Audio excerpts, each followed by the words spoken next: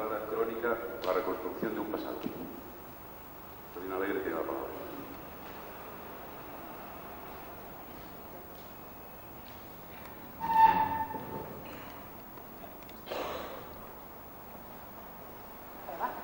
¿Sí?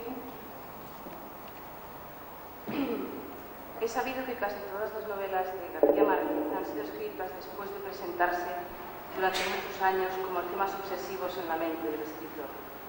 La máquina de escribir emprendía su tarea novelesca después de 15 y 17 años de espera, como en los casos de 100 años de soledad y El otoño del patriarca.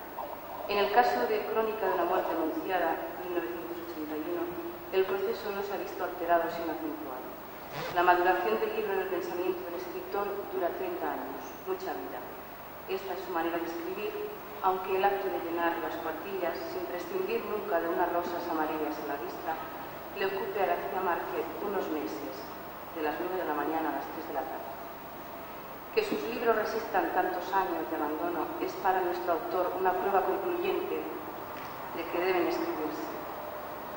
A esta fatalidad tan suya hay que atribuir, creo, el hecho de que, aun cuando él había hablado seriamente de su decisión de no volver a publicar una novela después de El otoño del patriarca, a los 6 años anunciara en letras de molde la excepcional realidad de Crónica de una muerte anunciada. Obra, por otra parte, que García Márquez consideraba su mejor novela, todavía mejor que El coronel no tiene quien le escriba. ¿En qué sentido lo dices?, le pregunta en El olor de la guayaba. En el sentido de que logré con ella hacer exactamente lo que quería.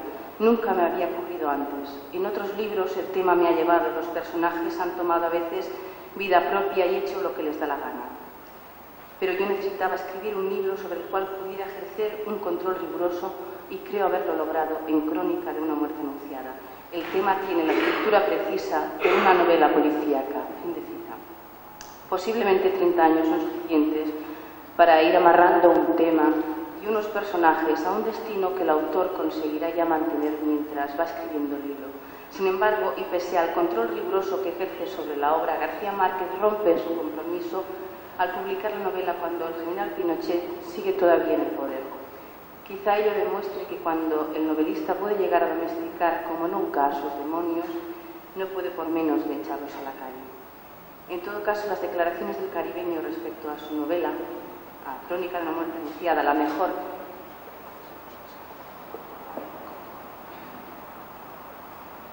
recuerdan, se oye así, tal como estoy ahora, ¿vale? ¿Sí? Recuerdan la actitud de Cervantes, quien en el prólogo de Brasiles, esa sí fue la última novela para Cervantes, aseguraba que era la mejor, mucho mejor que Quijote. Cuando, contra todo pronóstico del autor, una novela alcanza el grado de éxito y alabanza de un Don Quijote y 100 años de soledad, a veces cabe pensar que el propio autor se ve casi obligado a hacer propaganda de su producción posterior, siempre estrangulada por el monstruo de la gran novela. El argumento de Crónica de una muerte anunciada puede ser referido desde varios puntos de vista, y puesto que García Márquez mantiene que el libro es sin duda una radiografía y al mismo tiempo una condena de la esencia machista de nuestra sociedad, sintetizamos la trama argumental poniendo de relieve este aspecto. En un pueblo de la costa colombiana, hacia la década de los 50, una muchacha de 20 años, Ángela Vicario, es obligada a casarse sin estar enamorada con el pretendiente que la ha pedido en matrimonio a sus padres. Gente de economía modesta y por lo mismo agradecida de que Bayardo San Román, el forastero que ha caído bien en el pueblo y que parece que nada en oro, se haya fijado en un miembro de la familia. Un domingo de febrero, después de 4 meses de noviazgo, la boda se celebra a todo derroche y el pueblo entero participa en la fiesta, que para los amantes de la parranda, entre ellos Santiago Nazar y el narrador, se prolonga hasta altas horas de la madrugada. La misma noche de bodas, el novio devuelve a la esposa a la casa paterna porque no la ha encontrado virgen. Santiago Nazar es la respuesta que da Ángela Vicario a sus 2 hermanos a la pregunta ¿quién fue? Los 2 gemelos, Pedro y Pablo Vicario, de 24 años, para cubrir el expediente de la deshonra, deciden matar a Santiago Nazar, con quien han estado bebiendo y cantando en la casa de putas de María Alejandrina Cervantes hasta hace un rato. Armados de sus cuchillos de matarices profesionales de cerdos, y habiendo anunciado a su propósito a cuantas personas se encuentran a su paso, sin que nadie lo tome a cierto, asesinan al joven Santiago Nassar a la puerta de la casa de este, pocas horas después. Ante la ineficacia de un pueblo sabedor de las pretensiones de los asesinos sin que nadie pueda impedirlo. Casi 25 años después del crimen, Bayardo San Román regresa junto a la que había sido su esposa durante unas horas. Ángela Vicario había enviado a Santiago San Román cerca de 2000 cartas sin recibir nunca contestación alguna. El día que Bayardo San Román fue a quedarse con Ángela, las conservaba todas en una maleta y todas sin abrir. La historia narrada en Crónica de una muerte anunciada está basada en hechos que ocurrieron en la realidad, y fue la realidad, sus imperativos, la que fue retardando y arrejoneando a la vez, como veremos, la escritura de la novela. Pues decía García Márquez: cuando ocurrieron los hechos en 1951, no me interesaron como material de novela, sino como reportaje. Pero aquel era un género poco desarrollado en Colombia en esa época, y yo era un periodista de provincia en un periódico local al que tal vez no le hubiera interesado el asunto. Empecé a pensar en el caso en términos literarios varios años después, pero siempre tuve en cuenta la contrariedad que le causaba a mi madre la sola idea de ver a tanta gente amiga e inclusive a algunos parientes metidos en un libro escrito por un hijo suyo. Sin embargo, la verdad de fondo es que el tema no me arrastró de ver así, sino cuando descubrí, después de pensarlo muchos años, lo que me pareció el elemento esencial, que los dos homicidas no querían cometer el crimen y habían hecho todo lo posible para que alguien se lo impidiera y no lo consiguieron. Es eso, en última instancia, lo único realmente nuevo que tiene este drama, por lo demás bastante corriente en América Latina. Fin de cita. Las razones de García Márquez plantean varias cuestiones de interés. En primer lugar, se nos sitúa la realidad de los acontecimientos en 1951, precisión temporal que, como ya veremos más adelante, no se especifica nunca en la novela. En aquel año el autor vivía en Barranquilla, trabajando en el periódico El Heraldo, y aunque entonces está atravesando un momento de efervescencia literaria junto al recién conocido Grupo de Barranquilla, no había publicado más que algunos cuentos en el suplemento del Espectador de Bogotá. Y sus incursiones en el campo de la novela se están produciendo aquel mismo año, ya que por entonces está escribiendo García Márquez una novela titulada La Casa, que más tarde, transformada, se convertiría en La hojarasca. Es, por tanto, casi lógico que, inmerso el autor en el mundo novelesco de sus orígenes, aquellos hechos contemporáneos le atraigan solo como reportaje. Ante las diversas opciones que tiene un autor para escribir una historia, es sin duda la elección del tipo de narrador que la contará uno de los aspectos más decisivos, puesto que lo narrado en la novela dependerá del punto de vista adoptado. Gabriel García Márquez es experto en estas cuestiones fundamentales en la creación literaria. Basta pensar, por ejemplo, en la genial invención del narrador de 100 años de soledad. El lector está convencido de que quien va guiando la lectura es un narrador omnisciente, externo a la ficción, pero hacia las últimas páginas de la novela descubrimos que el narrador no es externo a la realidad ficticia, porque lo que leemos desde el comienzo hasta el final de 100 años de soledad no es sino la transcripción en voz alta que hace Aureliano Babilonia de los manuscritos del mago Melquíades, donde se cuenta toda la historia de Macondo, hasta que llega un momento en que, en una sincronía de tiempos, Aureliano Babilonia está descifrando el propio instante que él está viviendo, prediciéndose a sí mismo en el acto de leer su propia muerte y la desaparición de Macondo.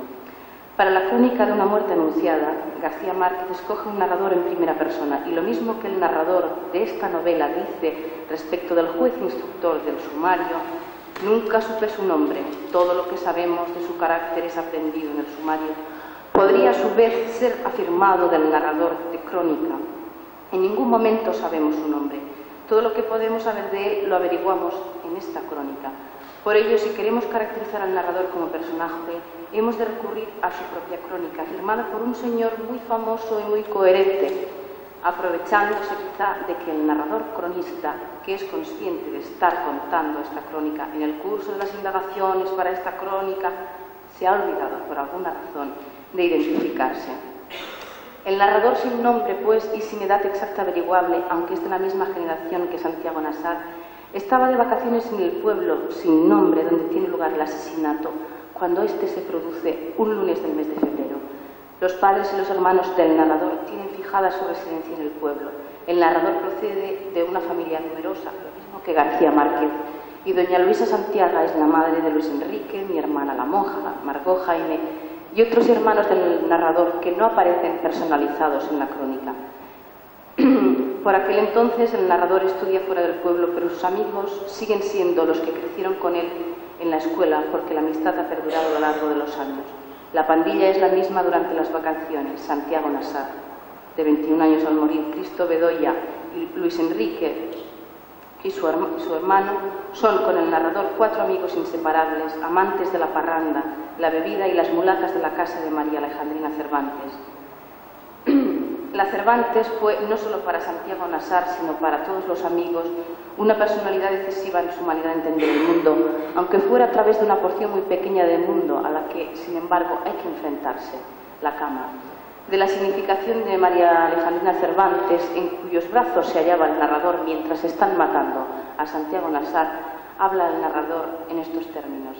Fue ella quien arrasó con la virginidad de legislación, nos enseñó mucho más de lo que debíamos aprender, pero nos enseñó sobre todo que ningún lugar de la vida es más triste que una cama vacía. No tenemos noticia en Crónica de una muerte anunciada de si el narrador ha tenido que contemplar muchas veces o pocas el lugar más triste de la vida, pero es con toda seguridad el hombre casado, seguimos caracterizando al narrador, que se unió en matrimonio a Mercedes Barcha, 14 años después de habérselo pedido durante la juerga de la fiesta de bodas, la víspera del asesinato. El narrador es sin duda también un hombre que ha estudiado, pero nunca sabemos qué. En cuanto a su oficio, parte de la alusión ya comentada de que 23 años después del crimen, esto me lo he saltado, porque no, ya comentada no, de que 23 años después del crimen estaba vendiendo enciclopedias y libros de medicina por los pueblos de La Guajira, cabe pensar que su oficio esté relacionado con la literatura. Un par de alusiones en la novela delatan a un hombre muy leído que se pronuncia con seguridad sobre algunas cuestiones que solo una persona conocedora de la literatura puede captar. Dice en un momento, al verla así, el narrador, a Ángela Vicario, dentro del marco idílico de la ventana, no quise creer que aquella mujer fuese la que yo creía, porque me resistía a admitir que la vida terminara por parecerse tanto a la mala literatura. O en otro momento, el nombre del juez no apareció en ninguno de los pliegos del sumario, pero es evidente que era un hombre abrasado por la fiebre de la literatura. Sin duda había leído los clásicos españoles y algunos latinos y conocía muy bien a Nietzsche, que era el autor de moda entre los magistrados de su tiempo, etc. El narrador de una crónica de una muerte anunciada, que en ningún momento hace referencia a su propia afición a la literatura, ni siquiera alude a libro alguno que él pudiera haber leído, habla con tanta naturalidad en las 2 citas apuntadas que por ello precisamente podríamos pasar por estas frases de la novela sin advertir que quien las dice se está delatando como una persona para quien tanto la buena como la mala literatura carecen casi de secretos. Lo que sí sabemos con seguridad del narrador de la novela es que se propone reconstruir unos hechos pasados, la muerte de Santiago Nassar, que ocurrieron en un tiempo y un escenario concretos. El día del asesinato del amigo del narrador es además el hito temporal al cual vienen referidos los sucesos anteriores y futuros que se narran en la novela. En ningún lugar de la novela aparece, como ya se dijo, el nombre del pueblo ni el año exacto en que se produce el crimen. Ciertamente es un truco extraño, porque lo más esperable de una crónica es que se nos precisen con mucho detalle el cuándo y el dónde, pero a través de algunos detalles podemos intentar localizarlos de manera aproximada. Por lo que respecta al escenario de los hechos, el pueblo sin nombre es pequeño, se llega a él a través de un río y desde lo alto de la colina del viudo de Xius, en los días claros de verano, se puede divisar el mar Caribe y los transatlánticos de turistas de Cartagena de Indias.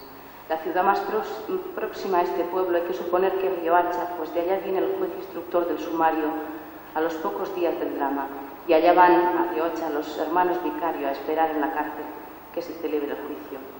En cuanto al año concreto en que tienen lugar los hechos, la siguiente información del narrador sobre un cuchillo nos permite aproximarlo.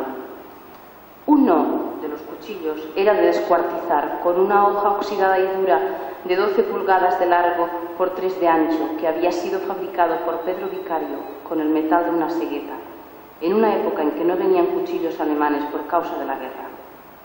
Considerando que Pedro Vicario tiene entonces 24 años y más o menos había empezado a los 18 o 19 a dedicarse al oficio de matarife, Podemos fechar el crimen no muchos años después de la Segunda Guerra Mundial, hacia los comienzos de la década de los 50. A mi entender, no es nada casual que sea precisamente a través de la descripción de uno de los cuchillos con que se cometería el asesinato de Santiago Onasar la única manera posible para situar en el tiempo el asesinato de Santiago Onasar, referencia temporal a la que se subordina desde el comienzo de la novela todo lo que se seguirá narrando. Un narrador personaje en primera persona, como ser contingente que es, no tiene más remedio que contar sus historias desde un tiempo y un lugar. El narrador de Crónica de una muerte anunciada no nos dice nunca a qué distancia en años de la muerte de Santiago Onasar nos está hablando. Sin embargo, como en numerosas ocasiones localiza hechos de su pasado, explicitando el número exacto de años que transcurren desde el crimen, rastreando esas referencias podemos llegar con toda seguridad a afirmar que el dato temporal concreto más reciente en el pasado del narrador se halla en la primera página de la novela. Cito: «Siempre soñaba con árboles», me dijo Plácida Linero, su madre, evocando 27 años después los pormenores de aquel lunes ingrato.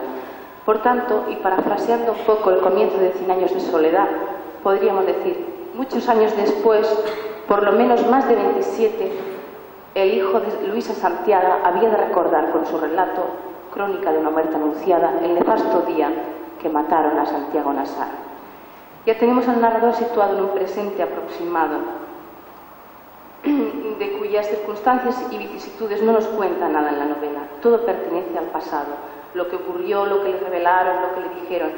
No obstante, en contados momentos, los que a continuación detallaré, algunos personajes citados en la novela, su madre, su mujer, sus hermanos Margot y Jaime, descubrimos que no han ido a parar esos personajes, al pasado del narrador, como todo lo demás en la crónica, sino que son vidas cercanas, habituales o contemporáneas a su presente. Me salto las citas y la condición humana del narrador tampoco puede escaparse de ser circunscrita a un ámbito espacial desde el que se relaciona con el mundo alrededor. Pero al parecer el narrador sin nombre de Crónica de una muerte anunciada tampoco quiere hacer alarde del lugar desde donde nos cuenta la historia.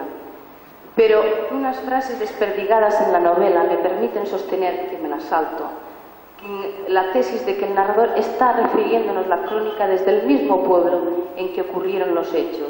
Ese es el aquí, desde donde narra. Al principio de esta comunicación citaba los motivos por los que García Márquez aplazó 30 años la escritura de esta novela, pero no me he reservado hasta ahora la última de las razones aducidas en aquella respuesta. Esta es: una causa posterior de la demora fue el carácter estructural. En realidad la historia termina casi 25 años después del crimen, cuando el esposo regresa con la esposa repudiada. Pero para mí fue siempre evidente que el final del libro debía ser la descripción minuciosa del crimen. La solución fue introducir un narrador, que por primera vez soy yo mismo, eso dice él, que estuviera en condiciones de pasearse a su gusto al derecho y al revés en el tiempo estructural de la novela. Es decir, al cabo de los años descubrí que la mejor fórmula literaria es siempre la verdad. Según el diccionario, no son las acepciones de la palabra crónica, historia en que se observa el orden de los tiempos o colección de hechos históricos en orden cronológico, que viene a ser lo mismo, y artículo periodístico sobre temas de actualidad. De los dos significados, el primero parece ajustarse más que el segundo al libro que nos ocupa. Ahora bien, es evidente que Crónica de una muerte anunciada, sin entrar ya en si García Márquez es o no es un narrador, no es una crónica convencional porque en ella no se sigue un orden cronológico. Precisamente la elección del tipo de narrador la justifica García Márquez por esa voluntad suya de que el final cronológico de la historia no coincidiera con el final de la novela crónica. Vamos pues a tratar de interpretar por qué la novela termina con la descripción minuciosa del crimen. Lo que sí está claro es que el narrador nos está hablando todo el tiempo, desde la primera línea, del asesinato como de un hecho consumado, pero lo cierto es que el lector no asiste a la consumación del crimen hasta las últimas páginas de la novela. Por tanto, a mi entender, la crónica de una muerte anunciada lo es en dos sentidos. Primero, porque en la realidad de la historia narrada, la realidad que viven los personajes del pueblo, la gente del pueblo, Todo el mundo, en la realidad de la historia narrada, digo, todo el mundo sabe que van a matar a Santiago Nassar en el momento del crimen, momento en que se cumple la muerte anunciada. Segundo, porque en la novela todos los lectores sabemos que la muerte de Santiago Nassar es un hecho consumado desde el principio, pero hasta el final, las 3 últimas páginas de la novela, no presenciamos el asesinato de Santiago Nassar. Es decir, el narrador intenta reproducir para el lector de la novela el mismo esquema temporal tan sorprendente que sigue el asesinato con respecto a la gente del pueblo. Todo el mundo sabe que van a matar a Santiago Nassar antes de que se produzca el crimen ante el pueblo congregado en la plaza, momento en que se cumple la muerte anunciada. Todos los lectores leemos que Santiago Nassar murió antes de que el narrador nos describa cómo lo matan. Entonces se cumple la crónica de una muerte anunciada. Fin.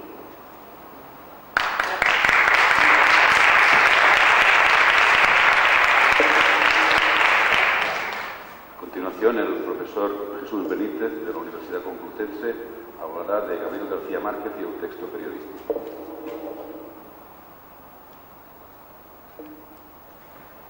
Buenos días. No sé si se me oye o no se me oye, puesto que hay tanto problema de comunicación. Intentaré ser breve, confío conseguirlo, desde luego ocupar menos tiempo incluso del previsto, porque lo que sí me gustaría es que pudiéramos hablar un ratito, plantear alguna duda, alguna cuestión. Mi trabajo se ha centrado en texto periodístico con carácter genérico en la obra de García Márquez, ver qué función desempeña con respecto al desarrollo de la propia obra de García Márquez. De manera que, en primer lugar, en lo que yo traía escrito, lo que tengo preparado, lo que he hecho ha sido un repaso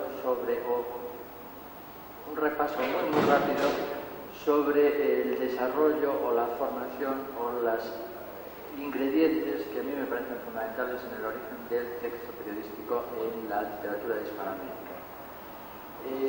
Como son referencias absolutamente tópicas con respecto al romanticismo, ¿no? Y luego después la época realista y luego después el modernismo, todas esas partes me las voy a saltar en beneficio de la brevedad. García Márquez comenzó a escribir como periodista, o mejor dicho, comenzó a trabajar como periodista, jovencísimo, en el año 48, como ya todo el mundo sabe, en el Universal de Cartagena. Coincide con el comienzo de una etapa muy problemática en la historia de Colombia, el Bogotazo se produce por esas fechas y se inicia la etapa llamada la violencia en Colombia.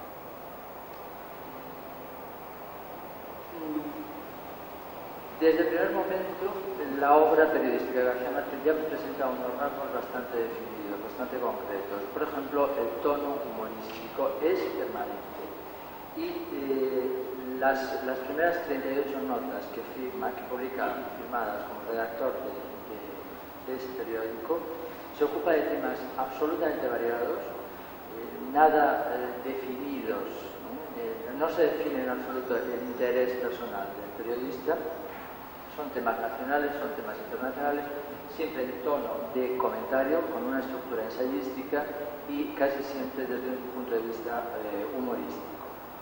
En 1950 se traslada a Barranquilla y trabaja en El Heraldo. Ahí es donde tiene una sección fija llamada La Jirafa, en la que publica una cantidad enorme de textos. Se supone que hay muchísimos más publicados en firma y que no son fáciles de controlar. En esta época, su amigo Álvaro Cepeda Zamudio regresa de los Estados Unidos, donde ha estado estudiando periodismo, y yo entiendo que eso es una fuente de conocimientos, de técnicas periodísticas y de novedades literarias muy importante para García Márquez. Lo mismo que es también su contacto por estas fechas con el grupo de Barranquilla. En el rastreo de todas estas publicaciones, de estos articulitos, de las jirafas de García Márquez, podemos encontrar ya de forma larvada, de forma incipiente, todos los materiales que van a componer el ciclo de MacConaughey, que están basados habitualmente en hechos reales o en personajes que él va definiendo. En estos textos de García Márquez dedicados a los vallenatos, dedicados a la descripción de los ámbitos geográficos de toda la zona de Barranquilla, van salteándose, van apareciendo continuamente estos personajes o sus antecedentes. Y también los de El otoño del patriarca. En 1950 también en Barranquilla colabora con el semanario Crónica, curiosamente de literatura y deporte, y ahí es donde Gabriel García Márquez publica algunos cuentos de estos primerizos. Bueno, me salto algunas citas cortas. En el 54 llega a Bogotá y trabaja como redactor en El Espectador. Aquí empieza a publicar reportajes, textos más amplios que se ve obligado a preparar concienzudamente. Necesita investigar para esta creación, para el desarrollo de esta actividad. También es cuando publica y tiene cierto interés continuamente crónicas o referencias, comentarios sobre los estrenos cinematográficos de la semana. Y el tema cinematográfico va a ser una de las obsesiones, como supongo que ya habrá salido aquí más de una vez, no es una de las obsesiones de García Márquez, incluso es una de las frustraciones de Gabriel García Márquez, ¿no? No conseguir una película que tenga el éxito que él desea. Por estas fechas y en el periódico El Espectador empieza a tener graves problemas y también coinciden los problemas que se producen durante el gobierno de Rojas Pinilla. Para el periódico coinciden con que le mandan a García Márquez como corresponsal a Europa. En primer lugar vienen a Ginebra para informar de asuntos estrictamente políticos y luego después ya van trasladándose a distintos países. En este momento ya la forma literaria, el desarrollo de las crónicas de García Márquez está perfectamente definido, tiene unos rasgos estables. Es curioso, ofrece una imagen de Europa tópica y sobre todo muy decadente, a partir del tratamiento de temas políticos o temas tomados de los ámbitos más frívolos, pueden ser desde cantantes hasta artistas o personajes famosos, absolutamente tópicos. Y casi siempre utiliza el tono humorístico y las técnicas del viajero ingenuo, el viajero que se sorprende por las cosas que ve, aunque evidentemente no es lógico que se sorprenda, ¿no?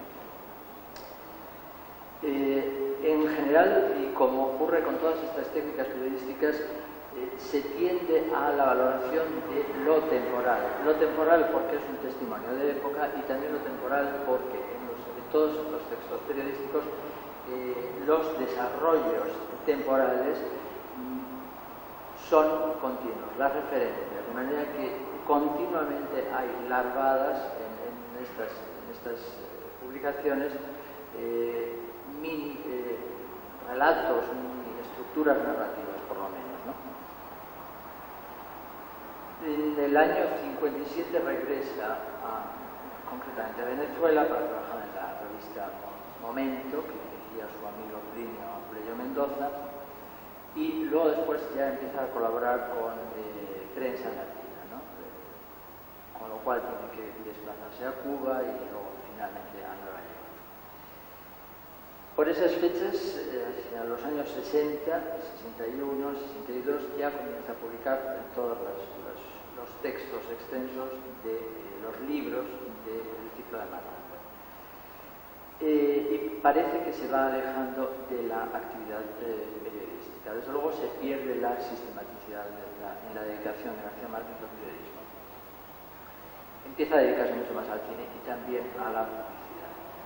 En el año 67 publica con enorme éxito 100 años de soledad, como ya todos sabemos, y aparentemente su labor periodística cambia de orientación.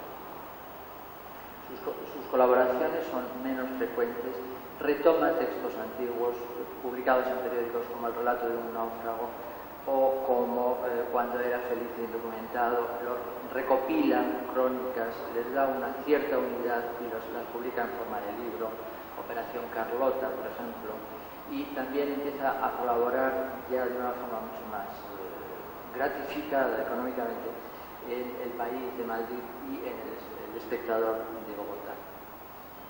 En el 81 es cuando él comienza la publicación en volúmenes ya de las recopilaciones de su propia obra, ¿no? La llamada obra periodística, que primero se empezó a hacer en la editorial Bruguera y ahora la está reeditando moderadamente.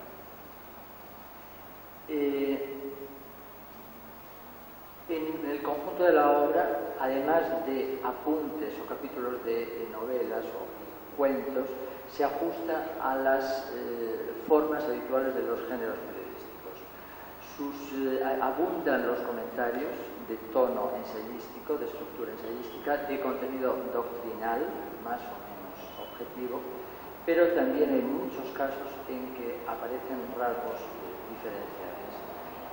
Como he dicho, la presencia de esquemas narrativos que desarrollan escenas, que desarrollan diálogos, muchas veces inventados por el periodista, los comienzos anecdóticos que se basan en pequeños detalles, en gestos superficiales o en circunstancias que aparentemente son también superficiales y que se abandonan poco después para centrarse en temas, en asuntos mucho más profundos.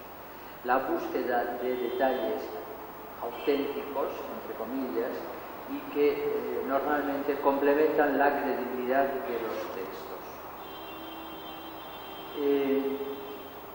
También va alternando los géneros estos con cierta frecuencia. Las relaciones de la obra de García Márquez con sus antecesores en la literatura escrita en español son mucho menos evidentes de lo que podría parecer en principio. Desde luego no hay duda de que García Márquez fue un lector de los periodistas del modernismo, de Martí, de Rubén Darío, de Casal y sobre todo, quizá, pienso yo, de Gutiérrez Nájera, y su presencia se puede seguir rastreando en García Márquez. Según menciona Jacques Villard en la edición esta, en los prólogos de la obra de García Márquez, hay un antecedente que a mí me parece que también es muy significativo y que es bastante explícito, según el propio García Márquez, que es Ramón Gómez de la Serna.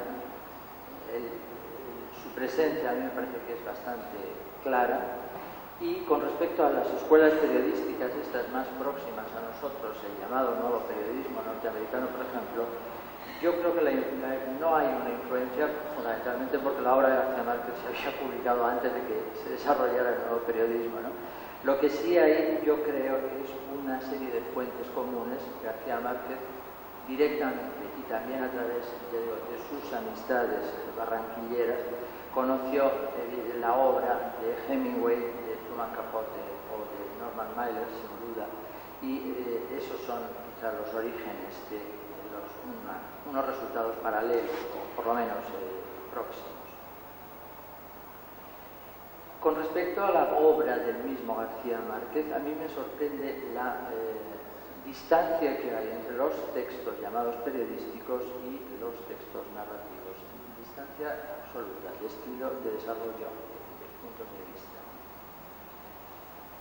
En los dos casos es un escritor bastante variado, bastante inconstante, en el sentido de que no hay unidad estilística y que los temas también son muy variados. Aunque, desde luego, no hay la menor duda de que Gabriel García Márquez se hizo escritor en el periodismo.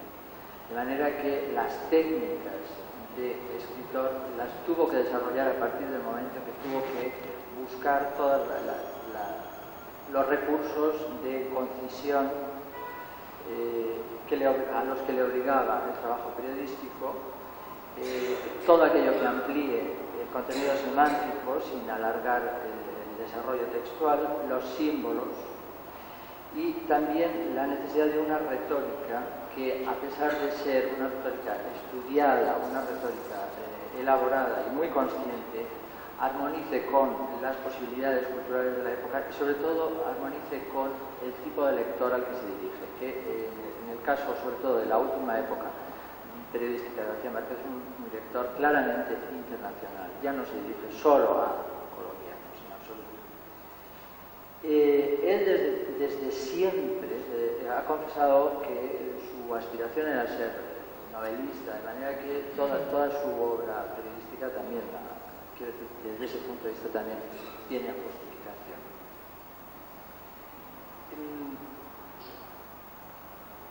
En principio, la obra periodística de García Márquez se centra en temas, en asuntos estrictamente locales y luego después poco a poco lo va elaborando y de ahí saca sus novelas y luego después se va ampliando también a temas internacionales. Algunos de los pocos trabajos que hay sobre el periodismo de García Márquez se preguntan cómo es que, siendo una persona claramente comprometida desde el punto de vista político y muy asociado al Partido Comunista, normalmente en su periodismo apenas hay, en su periodismo sobre todo primerizo, primera y segunda etapa, colombiano por lo menos, apenas hay referencias políticas, ¿no? Y a pesar de que coincide, ¿no?, el desarrollo de este periodismo con lo que he dicho antes, la etapa de la violencia. Y la cosa no tiene respuesta, no aparece apenas la violencia es un contexto, una situación de fondo que se da, por supuesto, en líneas generales. En general, la obra periodística de García Márquez está muy en armonía con la obra narrativa, en el sentido de que nos transmite una imagen de un mundo en crisis política, en crisis social, y de ese mundo nos destaca él mismo una imagen afectiva o sentimental en la que la historia que pasa sobre el mundo, ¿no?, o la historia que vive el mundo, más que progresos va produciendo desgastes, no es estrictamente positiva, y en ese mundo el hombre parece estar destinado a un eterno fracaso si no recurre por lo menos a la fantasía o a la literatura. En ese contexto, en todo este contexto, pues se podría asociar lo que se ha mencionado antes, ¿no?, de la crónica de la muerte anunciada, y yo recuerdo con respecto al anonimato del narrador, que ya parece, ¿no?, explícita a sí mismo, el prologuito es de Ángel Rauma, en que se insinúa que el causante de todo el conflicto de la novela es el propio narrador, de manera que el causante del problema, entre comillas, de Ángela Vicario es el propio narrador. Nada más.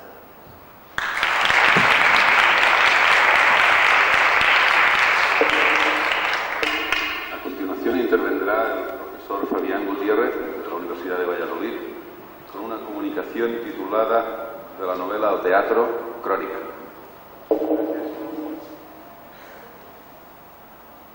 Vamos a tratar de sintetizar para ajustarnos también al tiempo.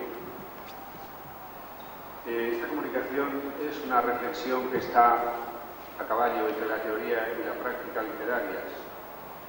He elegido un objeto de estudio concreto, como son las relaciones novela-teatro, y más concretamente un aspecto de ese objeto de estudio,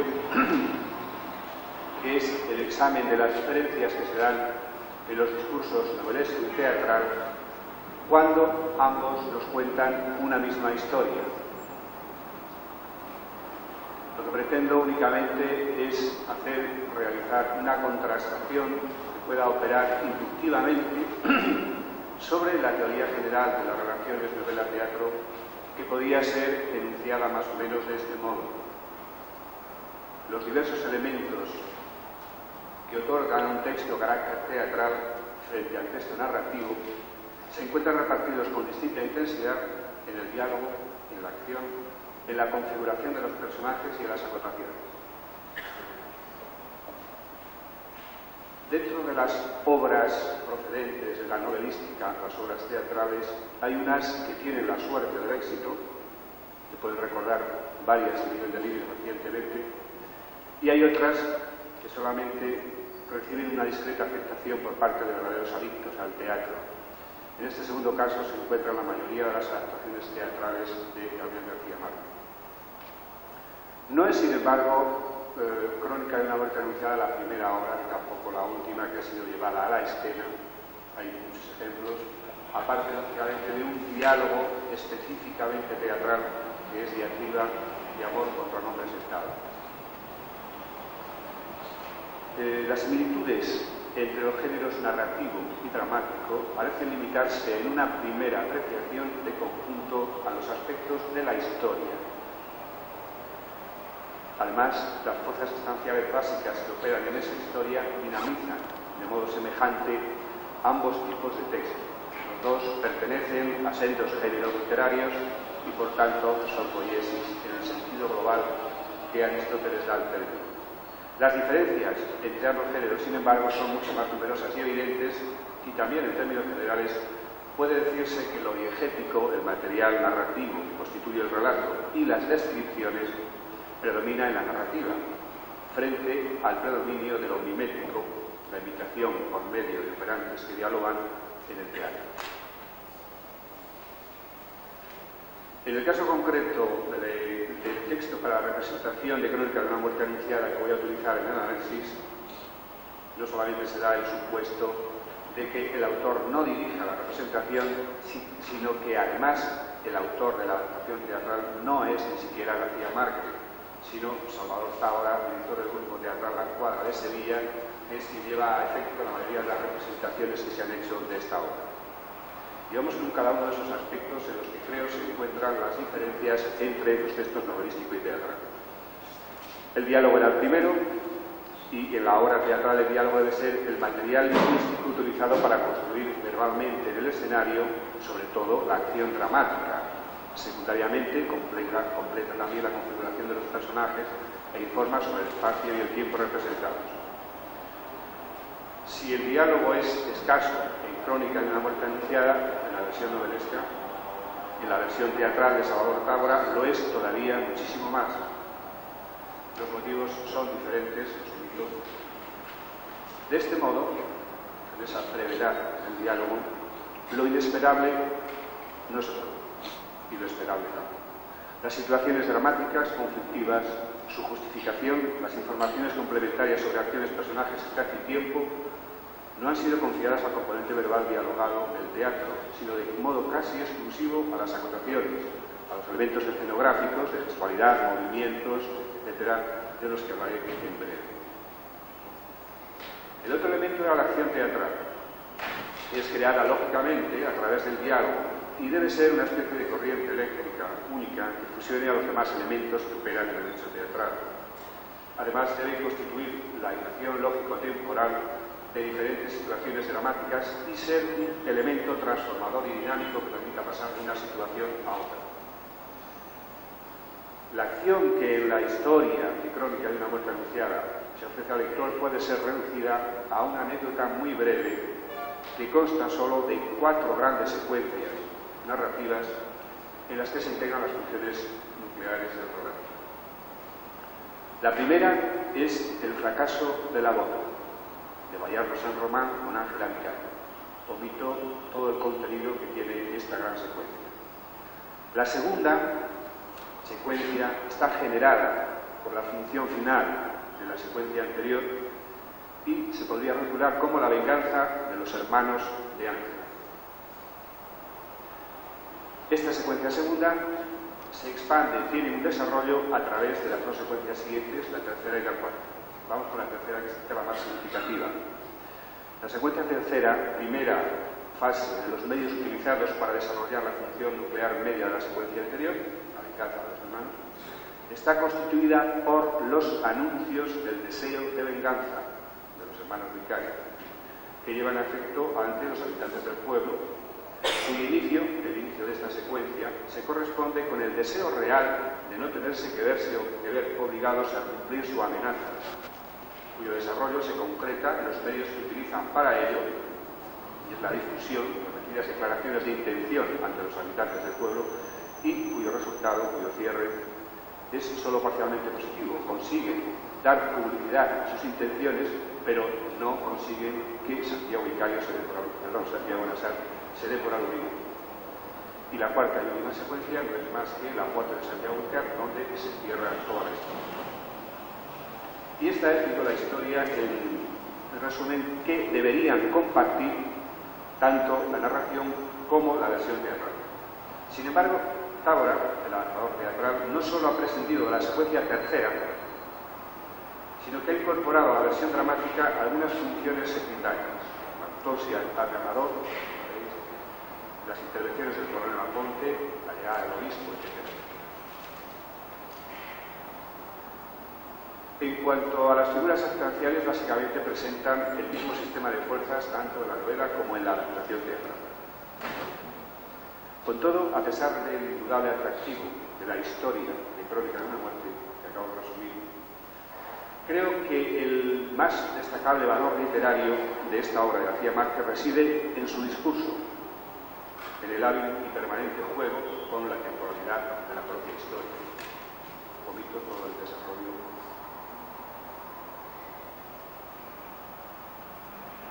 Hay en ese trabajo sobre la temporalidad numerosas prolepsis y análisis, sobre todo he destacado esa famosa, ya citada anteriormente, de la página segunda de la novela, cuando estamos iniciando y nos dice textualmente, desde que salió de casa a las 6:05 hasta que fue destazado como un cerdo una hora después. Es decir, la pista ya está marcada. La muerte del protagonista nos es anunciada, entre comillas, por el autor sin ninguna reticencia desde los primeros páginas, desde los primeros párrafos de la novela. El tiempo referenciado no se resiste a ser concretizado y aunque el espacio referenciado queda, como otros muchos aspectos de la novela, en la imprecisión, es inevitable pensar de nuevo en Macondo, aunque no se explicite. Hay una serie de datos que llevarían a él. La adaptación teatral en la creación de su discurso se ha visto mediatizada en parte por la potencia del discurso narrativo. Aprovecha Salvador Tábora las focalizaciones de la narración para presentar al espectador 20 estampas confeccionadas con las presencias en la escena de muchos de los personajes informantes de la narración, vinculados siempre al protagonista, duplicando varias de esas presencias. Y por otro lado, utiliza también la alteración en el orden de los acontecimientos de la historia, que supone un nuevo caso de mimetismo del discurso teatral con el narrativo. El otro elemento eran los personajes, y los personajes constituyen, junto con el diálogo y la acción, la tríada inseparable de que se sirve el autor dramático para construir el texto principal de su obra. Ya precisé la similitud que afectaba a la configuración de las funciones actanciales en la novela y en la adaptación teatral. La caracterización de los personajes que realizan tales funciones es también muy semejante en los textos de ambos géneros. La fidelidad de Tábora a García Márquez continúa en este aspecto, incluso en la utilización de los personajes como elementos estructuradores del discurso, como acabo de señalar. Desaparece, sin embargo, la figura del yo narrativo, no podía ser de otra manera, y disminuye la importancia de los miembros de la familia del narrador testigo. La tensión dramática se estructura sobre el enfrentamiento Santiago Nasar y hermanos Vicario, que actúan como protagonista y antagonista, respectivamente. Se mantiene en general en la adaptación teatral el carácter, entre comillas, de los personajes principales. Pero la caracterización de los gemelos asesinos se modifica para acentuar su carácter de antagonistas, reduciendo su ser a lo negativo. Ofrecen siempre una siniestra imagen, según podemos leer en las acotaciones, mientras que en la narración de García Márquez son de catadura espesa, pero de buena índole. Sin embargo, el cambio sustancial de los personajes se produce al conferirles Tábora una dimensión plenamente espectacular. Solo son actores los que encarnan a Ángela, a Bayardo, a Clotilde, al padre Amador y a Aponte. Santiago es un cantador y su sombra un bailador. Los vicarios son gimnastas, Plácida y Purísima son bailadoras y bailarina es María Alejandrina. De este modo se prepara el funcionamiento de lo rítmico y lo musical, de movimientos y gestos, detallado todo ello en las acotaciones. Y las acotaciones son el último apartado, que no dejan de ser elementos lingüísticos, pero frente a su configuración en el diálogo remiten a elementos no verbales. Esto es tanto a la aproximación concreta del espacio escénico y los demás elementos, ruidos. En la versión teatral de Crónica, las acotaciones soportan el peso del discurso elaborado por Tábora, dado que el texto es una interminable didascalia, cortada varias veces por breves intervenciones habladas de los personajes. Así, el espectáculo que surge del proyecto escénico responde a esos presupuestos. La música, la luz, los movimientos y los gestos son pilares fundamentales en los que se apoya la representación, arropada por la utilización de los objetos como máscaras, cálices, micras, etc. La música es una mezcla de aires colombianos, andaluces y religiosos. Colombiana Santiano, marcha nupcial, farruca, Santos del Requiem de Mozart, música de capilla, marcha musical, milonga, marcha militar, guajira, pasodoble, etc. Las alternancias en este material sonoro entre la sonoridad normal, el estallido musical y el silencio colaboran en la creación de los oportunos efectos y momentos de tensión y de extensión. La luz es utilizada en casi toda la amplia gama de sus posibilidades espectaculares. Selecciona espacio escénico, separa el mundo de la escena del mundo de los espectadores, crea la sombra de Santiago Nassar, desrealiza la acción, marca junto con los silencios musicales la transición entre escenas, etc. El material lumínico se amolda a estas finalidades: luz directa, penumbra, oscuro, sombra, ráfagas, etc. Los movimientos de los personajes, recuérdense que la mayoría no son actores, son obviamente más de un espectáculo de baile o de ballet que de una obra dramática. Solo se da convencionalidad teatral en los movimientos de los personajes asociados a los actores. Santiago, que se mueve con lentitud, el padre Amador, etc. Sin embargo, el espectáculo visual, no puramente teatral, se produce por medio de la armonía y del ritmo de esos movimientos, incluso por los escalofriantes y arriesgados saltos de los hermanos Vicario, donde la armonía ha cedido paso a la dramaticidad. Los gestos también son cuidados en la adaptación teatral porque en definitiva operan, al igual que los movimientos, como sustitutos de la palabra. Los aspectos relativos a lo trágico, a lo religioso e incluso a lo taurino han sido confiados de modo especial a la gestualidad. Hay otros elementos complementarios que omito. No hay presencia escénica del tiempo, ni referencias ni de la historia ni del discurso teatral.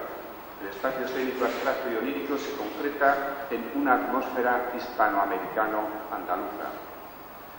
Y volviendo al inicio, para concluir, sintetizaré lo que caracteriza a la adaptación teatral de Crónica en relación con la novela de García Márquez, con objeto de mostrar después en qué medida se ha cumplido la teoría de partida sobre dicha relación y de hacer operar la inducción en arca del proceso de contrastación llevado a efecto sobre los textos.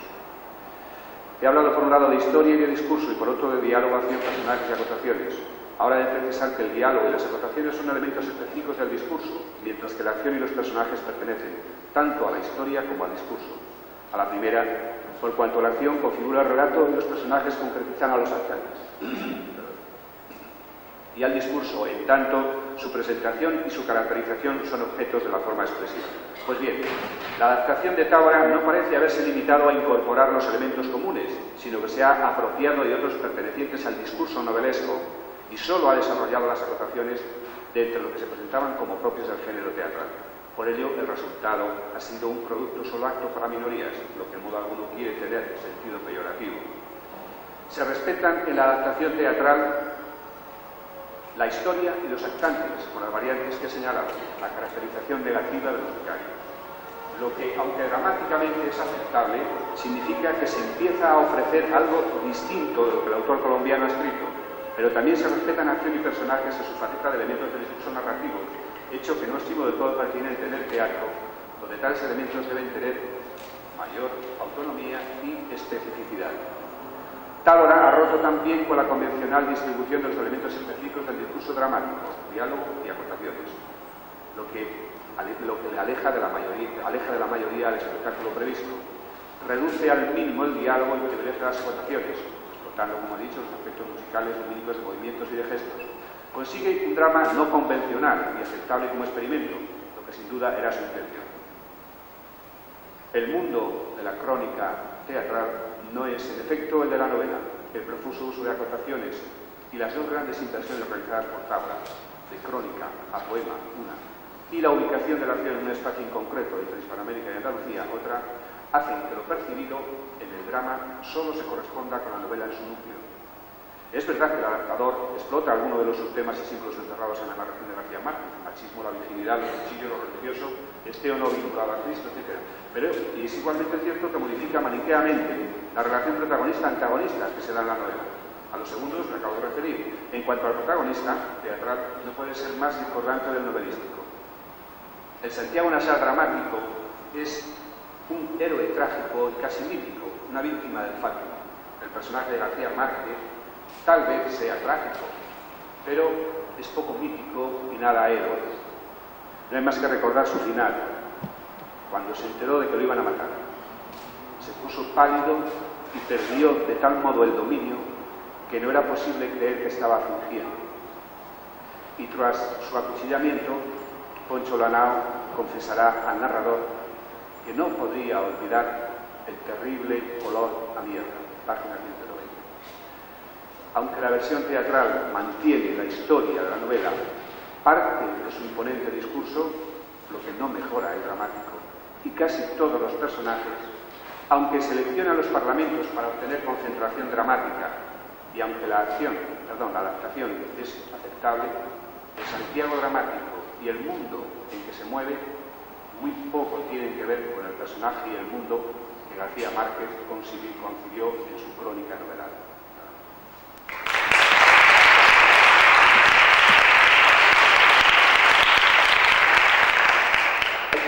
Muchas gracias. A continuación habrá una pausa.